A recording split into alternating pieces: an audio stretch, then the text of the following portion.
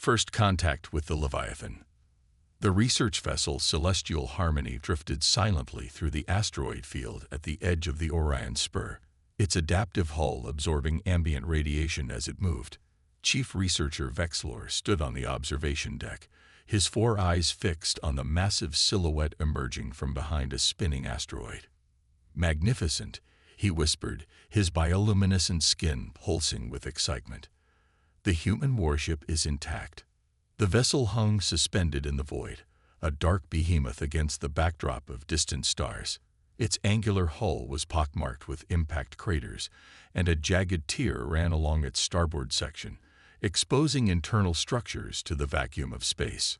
Despite sustaining obvious battle damage, there was something undeniably intimidating about the ship, a primitive yet menacing quality that made even the analytically minded Zephyrian scientist uncomfortable. "The HSS Leviathan," announced Trill, the mission's historical specialist. Her translucent tentacles rippled with data patterns as she projected the ship's schematics into the air. One of humanity's early interstellar warships, lost during the Battle of Antares approximately 47 cycles ago. Behind them, Commander Rix made a dismissive clicking sound with his mandibles. "It doesn't look particularly impressive. Crude design, inefficient propulsion system, and minimal energy signatures. How did such primitive technology survive an engagement with the Drokar swarm?" "That," Vexlor replied, turning to face his team of 6 specialists gathered around the holographic display, "is precisely why the Galactic Concordat sent us here. Humans achieved space travel barely 3 centuries ago, yet they've survived conflicts that have destroyed civilizations thousands of years more advanced. The Concordat wants answers." The research team studied the rotating hologram. Besides Trill and Rix, there was Ziv, the weapons analyst, whose crystalline exoskeleton refracted light as she moved. Mevran, the xenobiologist with multiple sensory appendages constantly sampling the environment.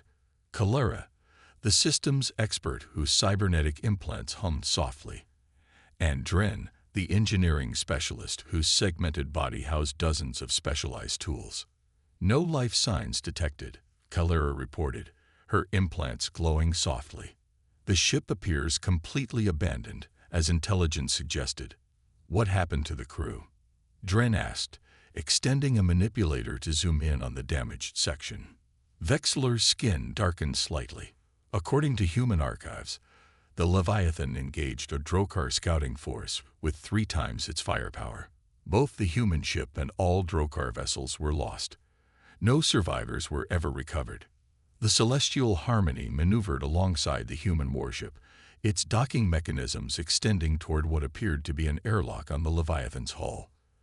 The connection process took longer than expected, as the human vessel's systems were configured differently from standard Concordat designs. "Strange architecture," Dren muttered, deploying several adapters to establish a secure seal. "The entire docking mechanism is reinforced beyond practical necessity. It's almost as if they expected their airlocks to be attack points." Once the connection was secured, the team entered the human warship. They wore environmental suits as a precaution, though preliminary scans showed the internal atmosphere was still partially intact after all these years. The corridor they entered was dark, illuminated only by their suit lights and occasional emergency strips that still glowed with faint red light. Gravity was minimal but present, suggesting some backup systems remained functional decades after the ship's abandonment. "Look at this," Ziv said, running a scanner over a section of wall. "This isn't just metal. It's layered with some kind of composite material that's remarkably resistant to energy weapons." Mevran examined a nearby door mechanism. Manual overrides for everything. Physical levers and mechanical systems. No neural interfaces or thought controls. How inefficient. They moved deeper into the ship, mapping as they went. The internal layout was puzzling. Redundant corridors, sealed compartments, and strange compartmentalization that seemed wasteful in terms of space utilization. In what appeared to be the command center, Kalera connected to what remained of the ship's computer systems. "Primitive by our standards," she commented, "but surprisingly robust. multiple isolated networks, hardwired connections, and physical switches, inefficient but difficult to compromise remotely. As Calera worked, dormant screens around the bridge flickered to life, displaying information in human script. Power systems that had been dormant for decades began to hum back to life. Fascinating, Vexlor said, examining a tactical display. Their navigation systems are rudimentary, but their weapons targeting is surprisingly sophisticated. The team continued their exploration, moving to what appeared to be the weapons control center. Ziv immediately went to the main console, her crystalline form reflecting the newly activated displays.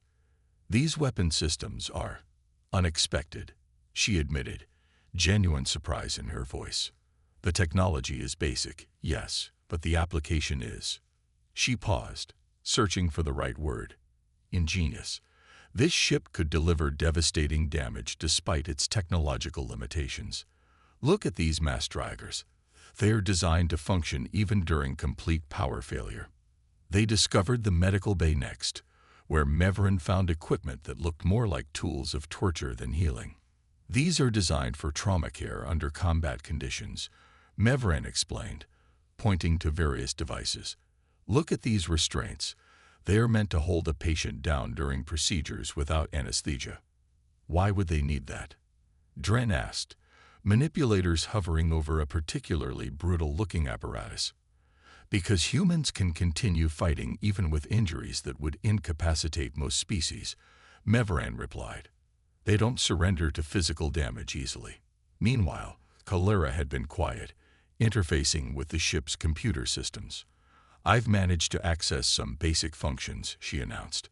Life support is reactivating throughout the ship, but most systems are locked behind security protocols that are surprisingly sophisticated. Can you bypass them? Vexlor asked. Calera's implants pulsed with effort. Given time, perhaps. Human encryption is straightforward, but has unexpected layers. There are redundancies I don't fully understand. They continued their exploration, finding the engine room next. Dren immediately began examining the propulsion systems with growing fascination. This is remarkable, the engineer said, voice echoing in the cavernous chamber.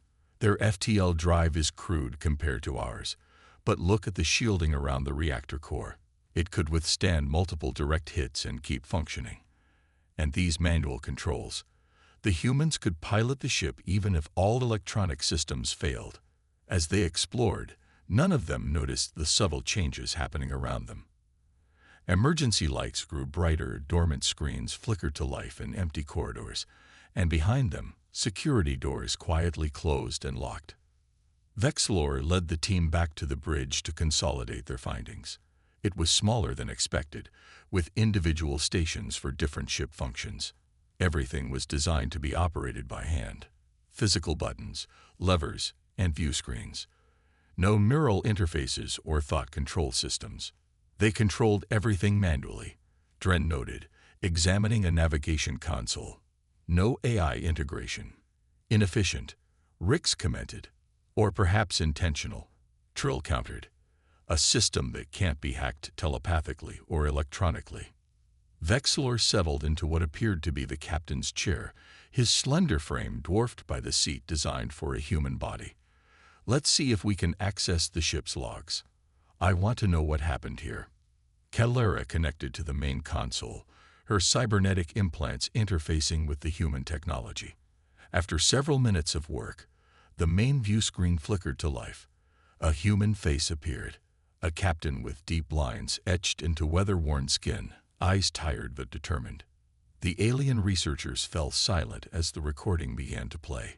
Captain's log, final entry, the human said, the ship shuddering around him. The Drokar fleet has been engaged. We're outnumbered 6-1. The human smiled grimly. Just how we like it. Initiating Protocol Lazarus. May God have mercy on their souls, because we won't. The screen went dark, leaving the research team in uneasy silence. And somewhere in the depths of the ship, a system completed its assessment. Unauthorized access detected. Non-human biological signatures identified. Initiating Protocol Lazarus. Phase 1. The ship's lighting suddenly changed, brightness increasing to uncomfortable levels for the Zephyrian researchers. All screens on the bridge simultaneously displayed a pulsing red symbol, a stylized human skull overlaid with the ship's insignia. "What's happening?" Rix demanded, mandibles clicking rapidly in agitation. Before anyone could respond, a mechanical voice spoke from hidden speakers throughout the bridge. The language translated for them automatically. "Attention unauthorized entities. This is the autonomous defense system of the HSS Leviathan. You have accessed restricted military systems. Security protocols have been activated. Please remain where you are. Human security personnel will arrive shortly." Human security personnel. Mevran's appendages writhed in confusion. "That's impossible. This ship has been abandoned for decades." The low humming sound began to emanate from the deck beneath them, growing in intensity with each passing moment. The bridge doors that had been opened suddenly slammed shut with mechanical finality. "Kalura, what's happening?" Vexlor demanded, rising from the captain's chair. The system's expert's implants were flickering erratically. "Something's accessing all systems simultaneously. Power levels are rising throughout the ship. And there's something else." Her voice trailed off as her implants picked up new data. "There's a massive power surge coming from the sealed section we detected earlier but couldn't access. Some kind of cryogenic system is activating." "Cryogenic." Trill's tentacles contracted in alarm. "You don't think?" A deep, resonating clang echoed through the ship, followed by another and another, like massive locks disengaging one by one. "We need to return to our ship," Vexlor ordered, his skin paling to a ghostly white. "Now." But as they turned toward the bridge exit, the doors remained firmly sealed. On the main view screen, a schematic of the Leviathan appeared, highlighting a section deep within the ship's hull. A chamber they hadn't yet explored was pulsing with activity.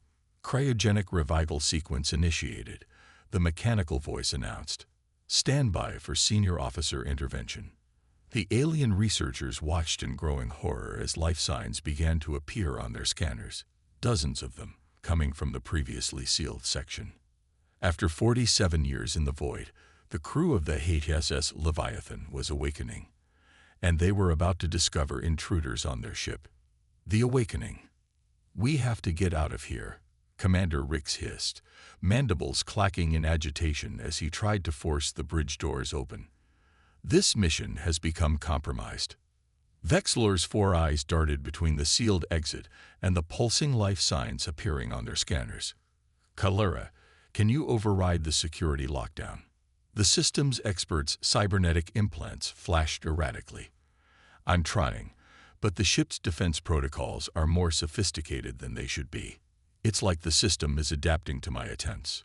Suddenly, all bridge screens shifted to display camera feeds from throughout the ship. The researchers watched in stunned silence as sealed compartments throughout the vessel opened one by one, revealing rows of cryogenic pods. In each chamber, mechanical arms worked with precise movements, initiating revival sequences for the human occupants. "Impossible," Trill whispered, her translucent tentacles darkening with stress. The historical records indicated all hands were lost. On one screen, a pod's frosted cover slid back, exposing a human male in a dark uniform. His eyes snapped open, unnervingly quick, revealing irises with an unnatural blue glow. Monitoring equipment showed vitals stabilizing at a rate that defied biological norms. "What are we seeing?" Dren asked, manipulators trembling. "These readings suggest extensive cybernetic augmentation. These aren't ordinary humans." Mevran's sensory appendages twitched as new data flooded in. "They appear to be enhanced soldiers. Their cellular repair rate is accelerated, and I'm detecting embedded tech throughout their bodies." The historical archives mentioned nothing of this. Vexlor's skin pulsed with urgent patterns. The Concordat intelligence was incomplete. The Leviathan wasn't just a warship. It was a covert military experiment. The bridge doors suddenly hissed, hydraulics engaging as they began to slide open. The alien researchers formed a defensive cluster, scientific instruments held like makeshift weapons. Through the opening doorway stepped a human female, her movements fluid despite having been frozen for nearly 5 decades.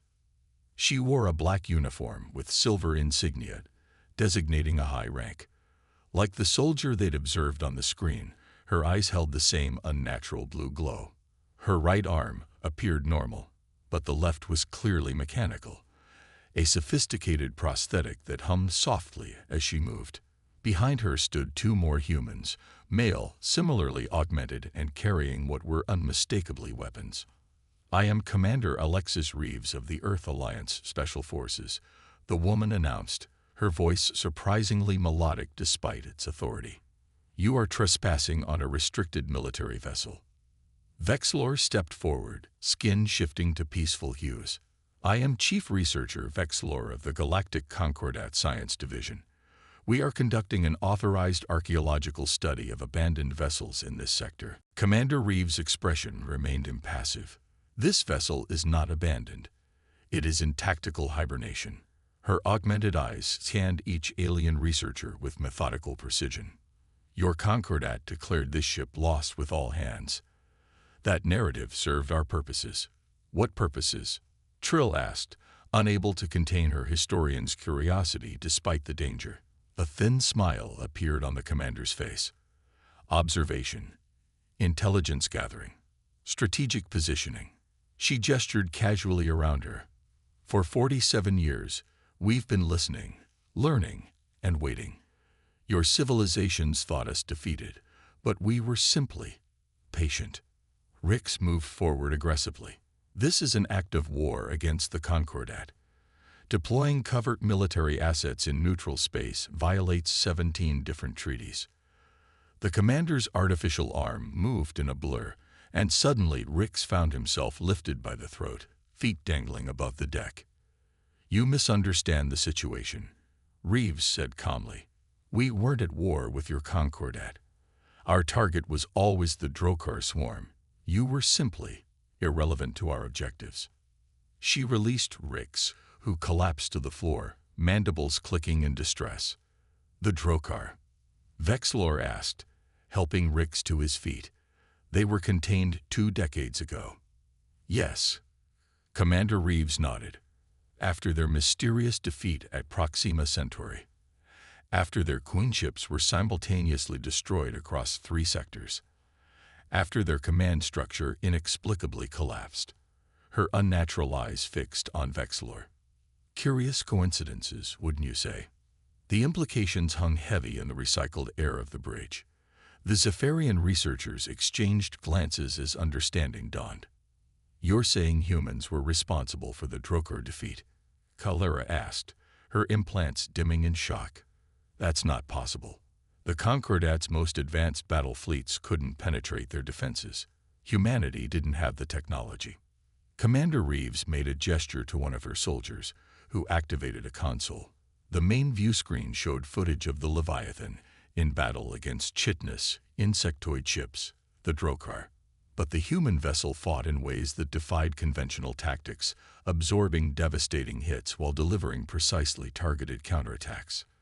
"We didn't have the technology," Reeves agreed, "so we created new strategies. The Drokar's hive mind was their greatest strength and their greatest vulnerability. We didn't need to destroy their entire swarm, just sever the connections." Her artificial hand clenched into a fist.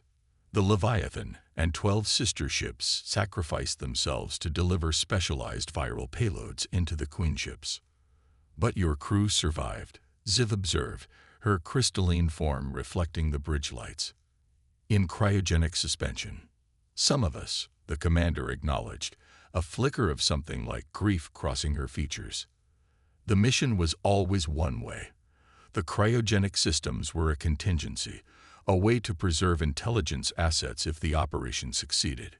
Vexlor's mind was racing. "So for nearly 50 years, this ship has been adrift, collecting data, monitoring Concordat communications, and waiting for what exactly?"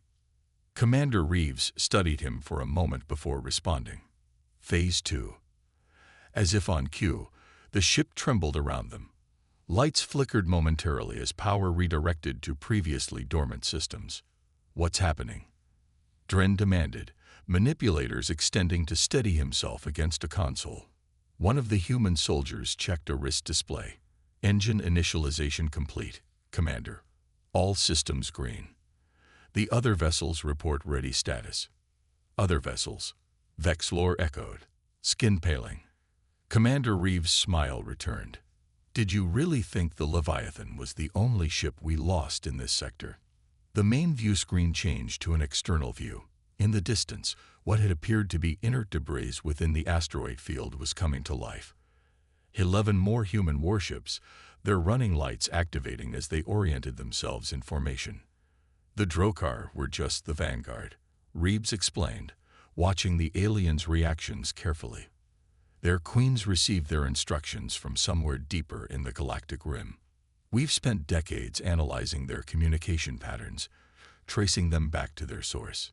Meveran's appendages writhed in agitation. "You're hunting their masters. That's insanity. If a species could control the Drokar, they would be technologically superior to anything in known space. Precisely why they need to be understood." The commander replied. "And if necessary, neutralized before they turn their attention to inhabited space." Vexlor moved closer to the view screen, studying the formation of reactivated warships. "This is beyond the authority of a single species. The Concordat must be informed." A diplomatic approach attempted. "Your Concordat had its chance," Reeves interrupted. "When the Drokar first appeared, your civilizations debated, formed committees, and drafted proposals while colonies burned. Humanity chose action instead." Kalara, who had been silent, suddenly spoke. "The Concordat suspected something like this. That's why they sent us, not just to study human technology, but to confirm their suspicions about who really defeated the Drokar." Reeves nodded. "And now you have your answer. The question is, what happens next?" An uncomfortable silence fell over the bridge. The alien researchers understood their precarious position, witnesses to a secret human military operation decades in the making. Finally, Vexlor spoke. "Commander, despite our differences in approach, we share common goals: the protection of sentient life and the advancement of knowledge. My team possesses expertise that could prove valuable to your mission." Rix turned to him in shock. "You can't seriously be suggesting we collaborate with them. This is a clear violation of Concordat directives." "The directive was to understand how humans defeated the Drokar," Vexlor countered. "The most effective way to complete that mission is to observe firsthand." Commander Reeves considered this for a moment. "An interesting proposal, researcher. But there's a problem. I have no reason to trust you or your Concordat." "Trust works both ways, Commander," Vexlor replied. "You've revealed your operation to us. If you intended to simply eliminate us as security risks, you could have done so already. The fact that we're having this conversation suggests you see potential value in cooperation." A genuine smile spread across the commander's face, the first truly human expression they'd seen from her. "Perceptive. Yes, there's value in having Concordat scientists document what we find. When we eventually make contact with your leadership, having your testimony will help overcome diplomatic hurdles." She gestured to the soldiers, who lowered their weapons. "Your research vessel will be secured in our hangar bay.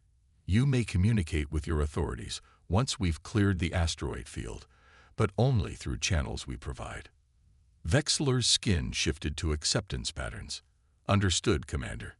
As the alien researchers were escorted from the bridge, Trill moved alongside Vexlor. "Do you really believe cooperation is wise?" she asked quietly. "I believe it's necessary," he replied.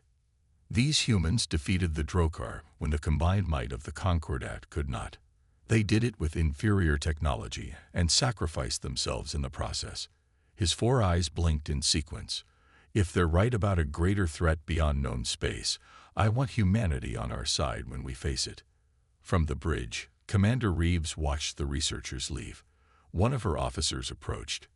"Are you sure about this, Commander?" Allowing aliens to observe our mission compromises security protocols. Reeves' artificial hand flexed unconsciously. Humanity has been alone in this fight for too long, Major. The Concordat races need to understand what's coming. Sometimes, seeing is believing. She turned to the view screen, where the 12 reactivated warships were taking formation around the Leviathan. Besides, she added, these researchers have just inadvertently given us exactly what we needed, a legitimate channel to the Concordat leadership when the time comes. Their curiosity about a derelict human warship may have just saved billions of lives.